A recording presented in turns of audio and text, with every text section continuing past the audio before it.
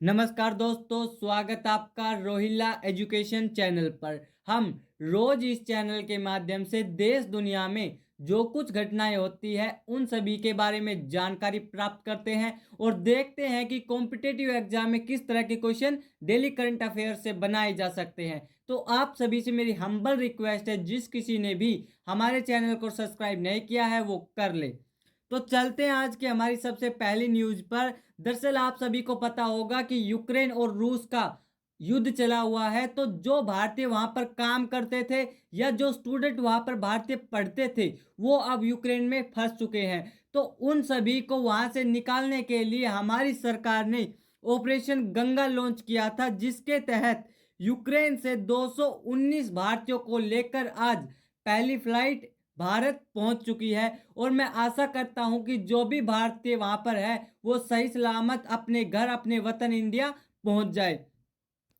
चलते आज के हमारी दूसरी न्यूज पर, जो निकल कर आ रही है हमारे पड़ोसी देश से, पाकिस्तान से। दरअसल आप सभी को पाकिस्तान की हालत के बारे में तो पता होगा कि वहां पर अब जो रोटी का, भुखमरी का या फिर पैसों की कितनी कमी है। तो इन्हीं सभी को लेकर एक न्यूज थी। जो बिलग्रेड थे उन्होंने पाकिस्तान में जो पोलियो अभियान चला हुआ था उसमें कुछ डोनेशन किया था। तो इस वजह से जो हमारा पड़ोसी देश पाकिस्तान है उसने अपने दूसरे सबसे सर्वोच्च सम्मान, जिसका नाम है हिलाल ए पाकिस्तान, से बिल गेट्स को सम्मानित किया है, क्योंकि उन्होंने डोनेशन किया था उनकी पोलियो अभियान में। अब पाकिस्तान के बारे में आप सबको पता होगा कि करेंसी इसकी क्या है, रुपए। इसकी राजधानी क्या है, इस्लामाबाद। और इसके पीएम के बारे में आपको पता होगा कौन है, ये रहे देखो। अगली जो हमारी न्यूज है वो निकल कर आई है, जिमी सोनिन लेकर आई नई पुस्तक the foundation the story of PayPal. जो ये पुस्तक है द स्टोरी ऑफ पेपल, ये है क्या, ये पुस्तक किस किस उस पे कहानी पर लिखी गई है। तो ये लिखी गई है एक कंपनी की कहानी पर। जो कंपनी, एक स्टार्टअप कंपनी थी, वो कैसे एक छोटी सी कंपनी से आज एक सफल कंपनी बन चुकी है। इसकी जो वैल्यू है आज 70 मिलियन डॉलर के करीब पहुंच चुकी है। तो इस कंपनी को लेकर ये बुक छापी गई है कि किस तरह इस कंपनी ने संघर्ष किया है। अगली जो हमारी न्यूज है वो निकल कर आई है आरबीआई से लेकर। दरअसल आप सभी को पता होगा और आप सबकी शिकायत भी होती होगी या आप सब सोचते होंगे कि जो हमारा रुपया है वो डॉलर के मुकाबले दिन पे दिन गिरता जाता है। और इस सभी को लेकर जो भी भारतीय होते हैं उन सब के बारे में एक आशंका बनी होती है, या फिर उनसे इनको एक क्या होती है, इन सब से घुटन सी महसूस होती है। तो हमारे जो आरबीआई है उसने आज डॉलर रुपए की 2 साल की बिक्री खरीद स्वैप नीलामी की घोषणा की है। इस नीलामी से होगा क्या, जो हमारा रुपए है वो डॉलर के मुकाबले संभलेगा या फिर मजबूत होगा। अगली जो हमारी न्यूज है वो निकल कर आई है इंडिया बेस्ट रेलवेशन कॉरपोरेशन लिमिटेड। ये दरअसल क्या है, एक कंपनी है भारत की। इस कंपनी की जो कुछ हिस्सेदारी है या फिर शेयर है उनको अब SBI, bank of Baroda, Punjab national bank और केनरा बैंक ने खरीद लिया है इसकी कुछ परसेंट शेयर को। अब जो आईडीआरसीएल है उसके पास केवल इसकी 49% हिस्सेदारी रह चुकी है। अगली जो हमारी न्यूज है वो निकल कर आई है कोल इंडिया को। जो ये कोल इंडिया है उसको मिला है भारत की सबसे भरोसेमंद सार्वजनिक क्षेत्र की कंपनी का पुरस्कार। यानी कि वो कंपनी जो सभी जगह फैली हुई है इंडिया में, जो एक आम कंपनी बन चुकी है, मतलब जो आम लोगों के भी जिसने अपनी पहचान बनाई है, कोल इंडिया, उसको आज भारत की सबसे भरोसेमंद सार्वजनिक क्षेत्र की कंपनी का पुरस्कार से सम्मानित किया गया है। जो ये कोल इंडिया थी इसके बारे में अगर हम जानकारी प्राप्त करें तो हमें मिलता है कि जो कोल इंडिया है इसकी स्थापना नवंबर 1975 में कोलकाता में की गई थी। और जो इसके सीईओ है उनका नाम है श्री प्रमोद अग्रवाल जी। अगली जो हमारी न्यूज है वो निकल कर आई है इंडिया और जापान के युद्ध अभ्यास से लेकर। दरअसल मैं आपको बता दूं कि इंडिया और जापान एक युद्ध अभ्यास करेंगे 27 फरवरी से 10 मार्च तक, जिसका नाम होगा एक्स धर्मा गार्डियन। जो ये युद्ध अभ्यास है ये भारत और जापान मिलकर करेंगे। इसमें भारत की जो मराठा जो रेजिमेंट है उसकी 15वीं बटालियन और जो जापान है उसकी जो आर्म फोर्स है उसकी 30वीं बटालियन भाग लेगी। अगली जो हमारी न्यूज है वो निकल कर आई है दिन को लेकर। दरअसल जो 27 तारीख है उसको हम राष्ट्रीय प्रोटॉन दिवस के रूप में मनाते हैं, यानी कि जो प्रोटॉन की कमी होती है किसी भी के भी अंदर, उसके बारे में, प्रोटीन के बारे में जानकारी या जागरूकता फैलाई जाती है लोगों में। तो हम 27 फरवरी को एक प्रोटीन के राष्ट्रीय प्रोटीन दिवस के रूप में मनाते हैं। अगली जो हमारी न्यूज है वो निकल कर आई है एनजीओ। दरअसल जो ये एनजीओ है इसकी फुल फॉर्म होती है नॉन गवर्नमेंटल ऑर्गेनाइजेशन, यानी कि ऐसी कंपनियां जो सरकारी नहीं है या ऐसी संस्थान जो सरकारी नहीं है, तो उन संस्थानों को सरकारी संस्थान में परिवर्तन करने के लिए या फिर उनको सम्मान देने के लिए हम 27 तारीख को विश्व एनजीओ दिवस के रूप में मनाते हैं। जो इसकी स्थापना है एनजीओ की, इसकी स्थापना की गई थी 27 अप्रैल 2010 को और इसमें टोटल विश्व के 89 कंट्री शामिल है।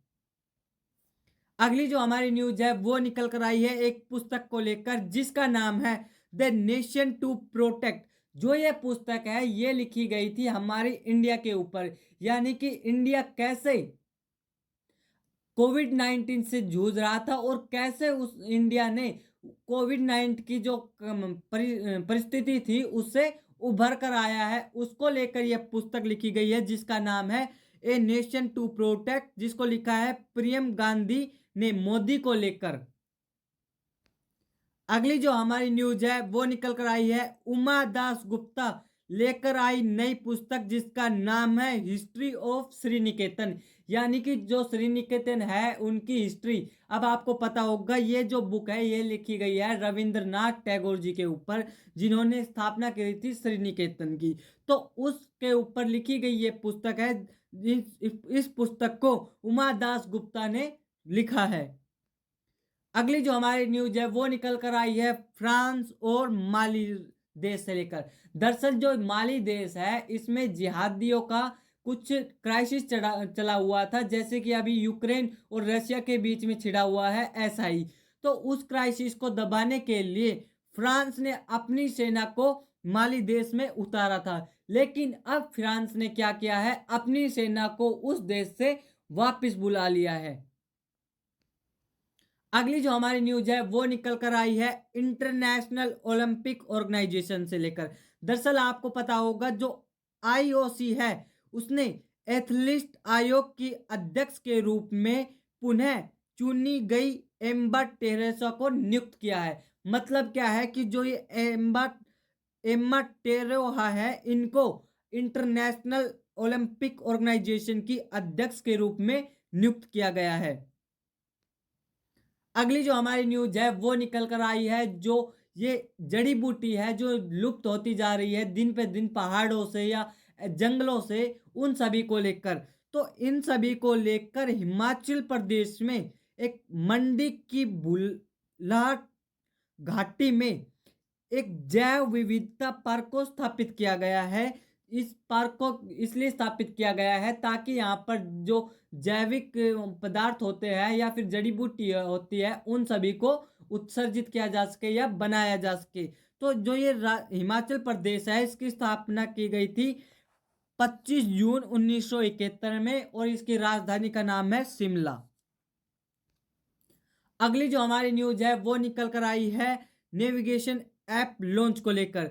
दरअसल असम है ना, वो आज पहला ऐसा राज्य बन गया है भारत का जिसने नदियों में नाइट नेविगेशन ऐप को लॉन्च किया है। जो ये ऐप है इससे होगा क्या कि जो हमारे जो शिप होते हैं या फिर जो जहाज होते हैं उनको रात को देखने में परेशानी का सामना करना पड़ता है। तो इस ऐप के लॉन्च होने के बाद उन सबको जो नेविगेशन होता है उनके बारे में जानकारी प्राप्त की जा सकेगी।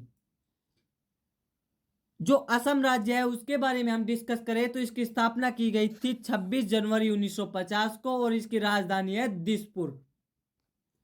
अगली जो हमारी न्यूज है वो निकल कर आई है NEGD। दरअसल इसका अगर मैं हिंदी में बताऊं आपको तो इसका मतलब होता है राष्ट्रीय ई गवर्नमेंट डिवीजन। ये इसकी क्या होती है, हिंदी का मीनिंग होता है। केंद्र सरकार ने अभिषेक सिंह को NEGD का CEO नियुक्त किया है। जो हमारी केंद्र सरकार है उसने NEGD यानी कि राष्ट्रीय ई गवर्नमेंट डिवीजन का अभिषेक सिंह को CEO नियुक्त किया है। तो ये थी आज की हमारी टॉप करंट अफेयर्स जिसके बारे में हमने डिस्कस किया और जाना कि कैसे एग्जाम में आपके क्वेश्चन बन सकते हैं। जो इस आज की वीडियो में आपको जो पुस्तक या फिर जो गंगा ऑपरेशन ये सब बताया गया है, ये आपको कहीं ना कहीं आपके जो आगे आने वाले एग्जाम है उसमें आपको जरूर इनमें से क्वेश्चन देखने को मिल जाएगा।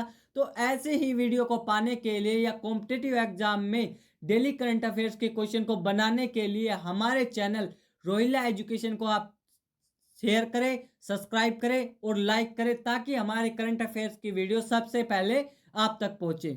Thank you for watching video.